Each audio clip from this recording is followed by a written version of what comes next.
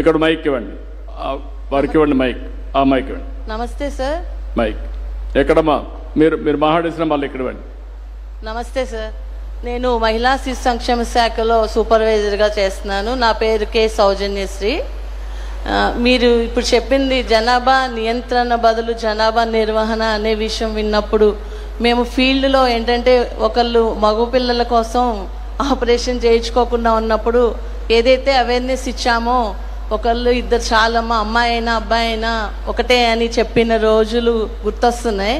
ఇప్పుడు దానికి అపోజిట్గా మనం జనాభా నిర్వహణ గురించి మీరు చెప్పారు. అలానే ఎంప్లాయీస్లో కూడా ఇది జనాభా నిర్వహణ వల్ల ఇప్పుడు సాఫ్ట్వేర్ బిజీ షెడ్యూల్లో పిల్లలని కనడం కూడా మర్చిపోయి అంటే ఎక్కువ బిజీ లైఫ్లో పిల్లల్ని మర్చిపోతున్నారు. కాబట్టి ఈ మేనేజ్మెంట్లో ముందు ఫీల్డ్ స్థాయి కన్నా మన ఎంప్లాయీస్లో కూడా మార్పు రావాలనేది నా ఉద్దేశం. మీరు చెప్పింది మనందరితో స్టార్ట్ చేయాలి. ముందు చదువుకున్న వాళ్ళ నుంచి చదువుకోని వాళ్ళని మనం మోటివేట్ చేయాలి. అలానే నాకు ఒక చిన్న డౌట్ సార్. ఇప్పుడు మనం పిల్లలు పుట్టడం పెరిగే కొద్దీ మరి ఆహారము, పోషణ, వాళ్ళకి ప్రాథమిక విద్య ఇవన్నీ కల్పించాల్సిన బాధ్యత ఉంది. కాబట్టి రాష్ట్ర ప్రభుత్వం దాన్ని ప్రణాళికలు ఎలా రూపొందిస్తుంది? యువర్ రైట్ అమ్మా, న్యూట్రిషన్ చాలా ముఖ్యం. ఇప్పటికే మీకు గర్భిణీ స్త్రీల దగ్గర నుంచి మనం ప్లాన్ చేస్తున్నాం, ఇంకా దీన్ని ఎక్కువ పెంచాలి. నేనే 1995లో డ్రై రేషన్ ఇచ్చాను స్కూల్స్లో. 2001 నుంచి కిచెన్లు పెట్టి మధ్యాహ్న భోజనం ప్రారంభించాం, అప్ టు ఇంటర్మీడియట్ వరకు ఇచ్చాం. అంగన్వాడీ ఇది కూడా సెంటర్ని బాగా స్ట్రెంగ్తన్ చేశాం. అలాంటివన్నీ మనం స్ట్రెంగ్తన్ చేసి ఎక్కడికక్కడ ఇప్పుడు అన్నా క్యాంటీన్లు కూడా పెడుతున్నాం. ఇలాంటివి వేరియస్ ఆస్పెక్ట్స్ పెట్టాలి. మీరు చెప్పింది వెల్ టేకన్. ముందు మన మైండ్లో నుంచి జనాభా భారం అనే మాట తీసేసి ఇంకొక మాట కూడా అన్నారు, బిజీ లైఫ్కి అలవాటైపోయాం. బిజీ లైఫ్ కంటే మైండ్ అనేది ఎట్లా పనిచేస్తుందంటే మీకు సెల్ ఫోన్ లేకపోతే ఎవ్వరూ ఉండలేకపోతున్నాం. ఐ రిమెంబర్ వెరీ వెల్, 25 ఏళ్లకు మునుపు ఇండియాలో సెల్ ఫోన్ ఉండేటివి కాదు.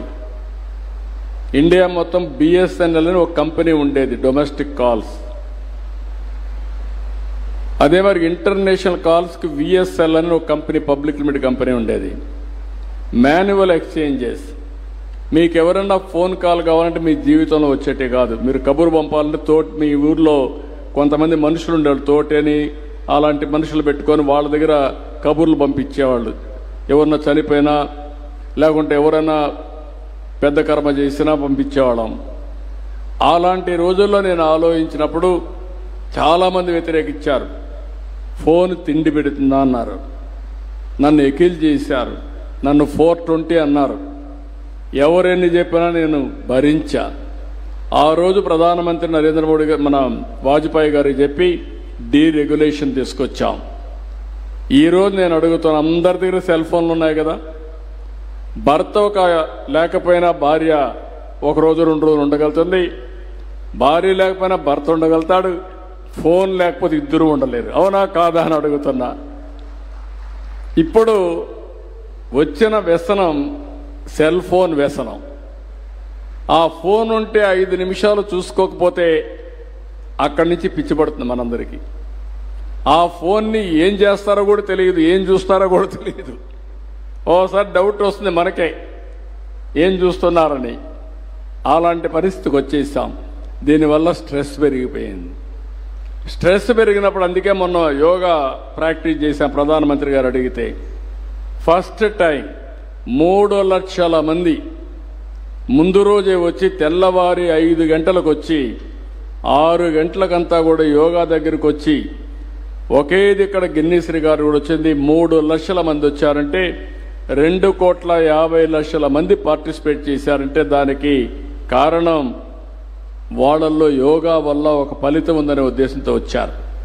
కాబట్టి మీరు చెప్పినట్టు అన్ని సమస్యలు ఉన్నాయి.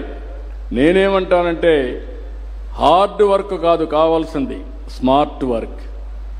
తెలివితేటలతో పనిచేసే రోజుకి వచ్చాం. మీరు ఇప్పుడు పనిచేస్తారు. ఏంగా పనిచేస్తున్నాం మనము? ICDS sir, women and child welfare. Women and child వెల్ఫేర్లో పనిచేస్తున్నాం. ఒకప్పుడు నువ్వే రికార్డులు రాయాలి, నువ్వే చూసుకోవాలి. ఇప్పుడు ఐటీ వచ్చిన తర్వాత రికార్డు రాసే పనే లేదు. పైన నుంచి ఏదైనా ఆదేశాలు వస్తే మళ్ళీ చదవాలి. ఇప్పుడు నీ ఫోన్కే మెసేజ్లు వచ్చేస్తున్నాయి. అంటే పని విధానం మారిందా లేదా? మారింది సార్. ఇంకా మారిపోతుంది, పని కూడా తగ్గిపోతుంది. కానీ స్మార్ట్గా పనిచేయాలి.